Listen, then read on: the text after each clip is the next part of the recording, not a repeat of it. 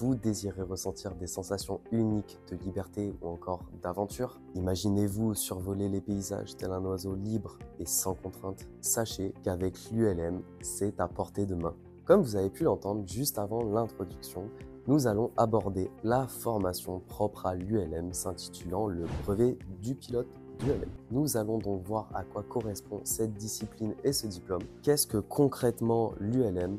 Nous allons parler de son accessibilité en termes de coût, mais également de temps, mais également de son intérêt, c'est-à-dire les avantages qu'il possède, accompagné du public recherché, allant du passionné d'aviation jusqu'au débutant intéressé par la sensation de vol. Tu t'en rappelles, j'avais des yeux écarquillés comme ça là au mondial de l'ULM.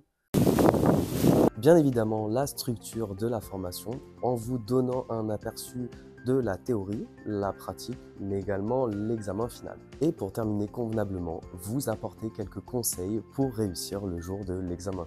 Mais il est important que vous sachiez que voler en ULM est un rêve accessible avec de la motivation, mais également les bonnes informations. Concrètement, qu'est-ce que l'ULM? L'ULM est né à l'origine dans les années 70 en France par le biais du vol libre qui était pratiqué en deltaplane, donc sans moteur, à l'aide des courants d'air et exclusivement sur les reliefs tels que les montagnes, les collines ou encore les dunes. Car ces engins étaient donc considérés comme des aéronefs. De ce fait, un cadre spécifique a été créé 10 ans plus tard, permettant le développement des ULM, donc les ultra légers motorisés, et des passionnés qui fondèrent la FFPLUM, donc la Fédération française de planeurs ultra légers motorisés. Cependant, l'ULM connut des débuts relativement compliqués avec le Grand Prix de France qui s'est déroulé en 1983, notamment à cause de plusieurs accidents que les médias s'empressèrent de communiquer en les appelant les ultra légers mortels. Il faut bien comprendre qu'à l'époque, ces appareils étaient moins évolués et fiables avec des conditions météorologiques la plupart du temps ignorées, ce qui conduisait à de nombreux accidents. Je vous rassure, de nos jours, l'ULM a fortement gagné en sécurité et fiabilité grâce aux nombreuses évolutions propres à la réglementation, à la formation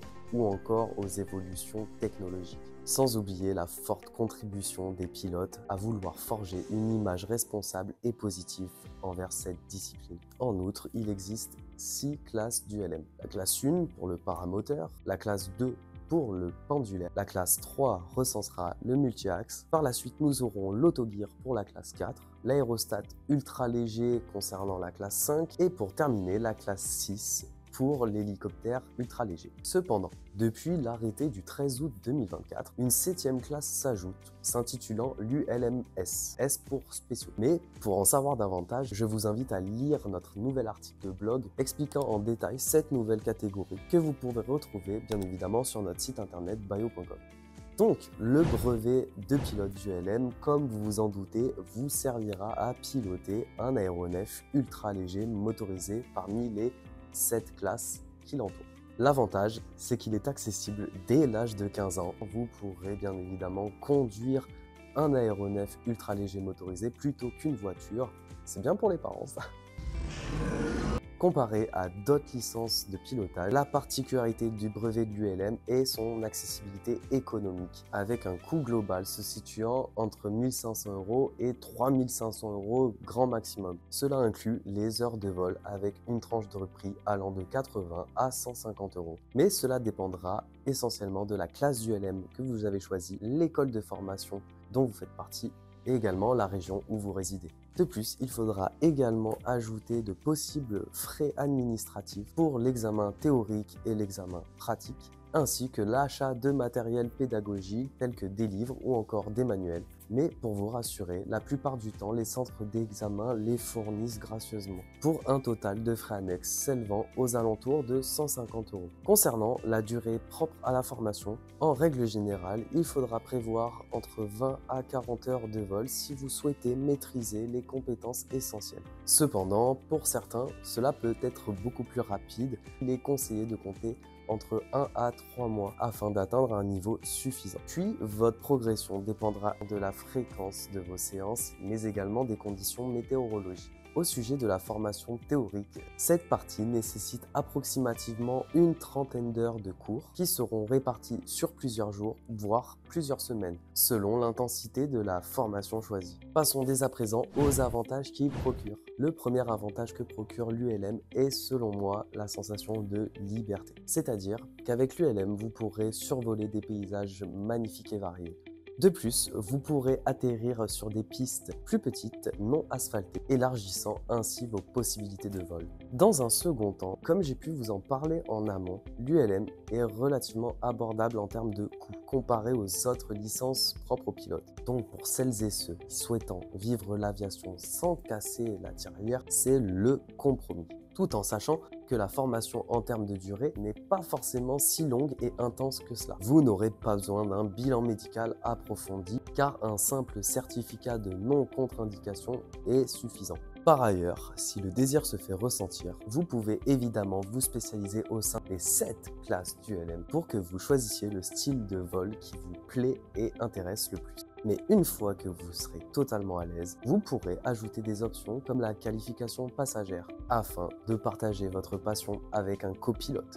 Je pourrais encore vous citer de nombreux avantages, mais celui qui me paraît essentiel et très important relève de la communauté et du partage. Vous serez connecté au travers d'une réelle communauté de passionnés. Les clubs locaux ainsi que la Fédération française de planeurs ultra-légers motorisés vous offriront une multitude de ressources pour partager, échanger et vous tenir à jour des actualités. Et je ne vous cache pas que c'est un excellent moyen de rencontrer des pilotes passionnés qui partageront leurs astuces et également voler en groupe, ce qui peut paraître très plaisant. Sachez que cette discipline est destinée à tout le monde, allant des passionnés de vol, passant par les aventuriers et les amateurs de plein air, jusqu'aux débutants recherchant une alternative accessible à l'aviation traditionnelle. Abordons dès à présent ce pourquoi vous avez cliqué sur cette vidéo qui concerne la formation théorique, pratique et l'examen final.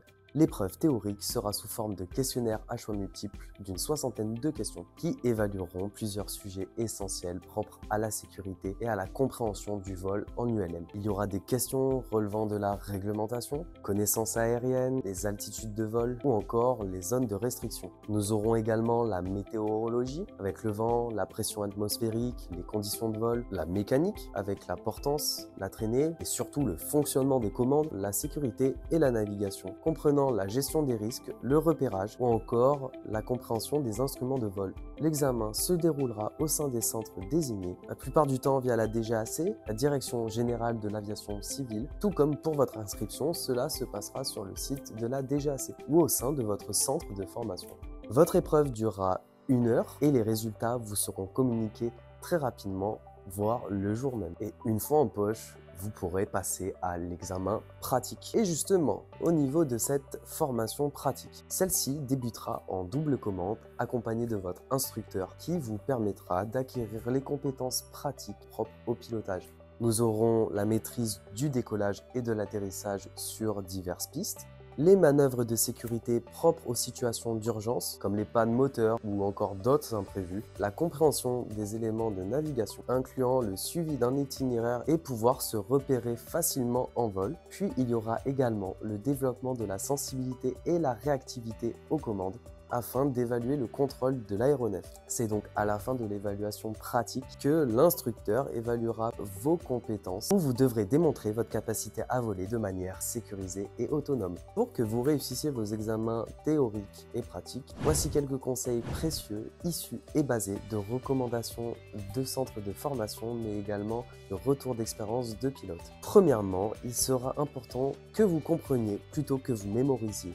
En effet, il est essentiel de comprendre les concepts plutôt que vous répondiez bêtement aux réponses. Pour la météorologie, apprenez à interpréter ces conditions en fonction de leur impact sur le vol, ce qui sera forcément utile lors de la pratique, car vous devrez être capable de réagir aux conditions en temps réel, et ce, à n'importe quel moment. Deuxièmement, n'hésitez surtout pas à vous entraîner continuellement au questionnaire type pour l'examen théorique par le biais de plateformes en ligne comme l'espace formation ULM ou encore les quiz proposés par la FFP-LUM. Sans oublier les livres et les manuels de formation comme ceux de chez CEPADUS, car plus vous vous entraînerez avec ces outils, plus vous serez à l'aise le jour J. Et bien évidemment, vous pourrez retrouver en description toutes les références citées. Puis pour terminer avec ces quelques astuces, je vous dirais d'adopter une attitude calme et confiante le jour de l'examen, car le stress joue un rôle conséquent et particulièrement le jour de l'examen pratique. Essayez de répéter mentalement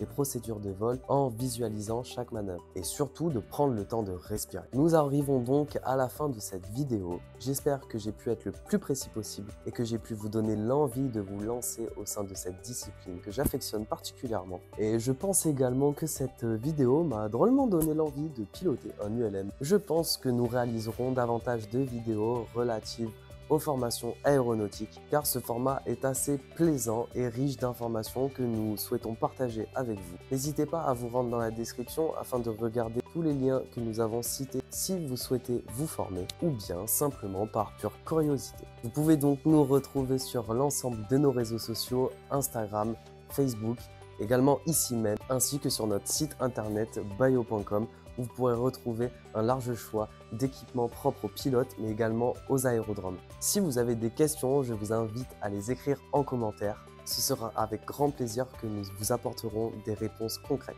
On se retrouve très vite pour de nouveaux contenus et n'oubliez pas, volez haut, restez curieux, chaque vol est une aventure.